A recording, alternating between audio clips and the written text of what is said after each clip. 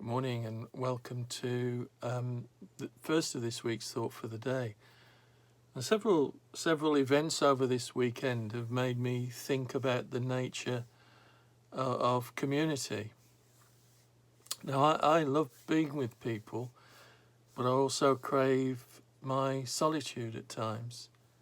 And sometimes I'll say to Mavoreen, I use this phrase, I'm peopled out. And I just need to get away from everyone to recharge my batteries. Mavoreen knows at that time that I just need to be quiet, to be on my own. But that need for solitude and isolation is time limited. I wouldn't want it to be so all the time. And in this particular time of enforced isolation, I am missing that face-to-face contact with people, as many of you I know will be too. And as most of us have, on one level or another, I've been involved with virtual communities this weekend, or supposed communities. This weekend I participated in the Great Garden Bird Watch, which is held every year by the RSPB, to map out how the bird population is getting on. And people who participate take an hour out of their day to watch for the different species of birds and then send the information to the RSPB, and that builds up a picture of the bird population in the country. See what birds are doing well, see what birds aren't doing so well, which species we might have to be concerned about. It's a sort of bird census. So I joined in with, must have been thousands of others, might even be a million or so people, I don't know, all around the country with a common purpose to complete this task. But is it community? I'd even question whether that's a virtual community. And then on Saturday afternoon, I watched Wolves play Crystal Palace, and sadly they lost. And I joined in with probably millions of people around the world, because it's broadcast all around the world now. All those millions of people were watching the same game as me at the same time, but is it community? I don't think so, really. In normal times, I would be watching every home match from my normal seat at the Molyneux and sharing views about the match and experiencing the highs and lows of the game with those around me.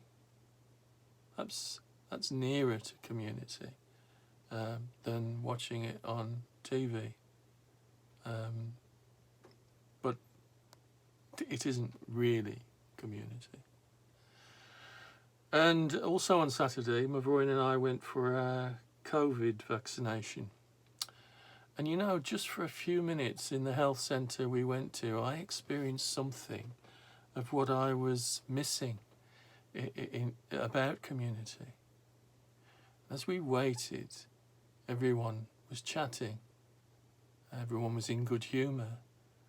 Of course, we all had our masks on and we were still socially distanced. And there was a great atmosphere. It's difficult to describe, really. It was an atmosphere of hope and excitement. And I can only describe it as being akin to the excitement that Christmas can bring, particularly that period just before Christmas. And I'm not sure why it felt that way. Maybe it was because everyone was there with a common purpose. Maybe everyone was out for the first time for a while and they were making the most of it. For me, it was that human contact. The smiles that you could detect even though people had got their masks on, because you can detect smiles in people's eyes. And laughter and concern for each other. And so for me, it was that human contact, even if it was just for a fleeting few minutes. It was a very small taste of what I was needing. And then on Sunday I joined in our virtual church service from St Albans, and it's become very important to me, because it's sustenance for me. And Tom and Helen's creative imagination have helped the service to be accessible and varied and interesting. But most of all, it's worked also towards it being inclusive, so that we hear different voices and see different faces of those we would normally meet face to face with, and that's invaluable. And although it's virtual, it is a community because it's based on the existing community of St Albans. And thank God for technology to be able to do so. Otherwise, this would be even a more isolating time, wouldn't it? You know, God doesn't intend for us to be lonely and isolated. God created us for community.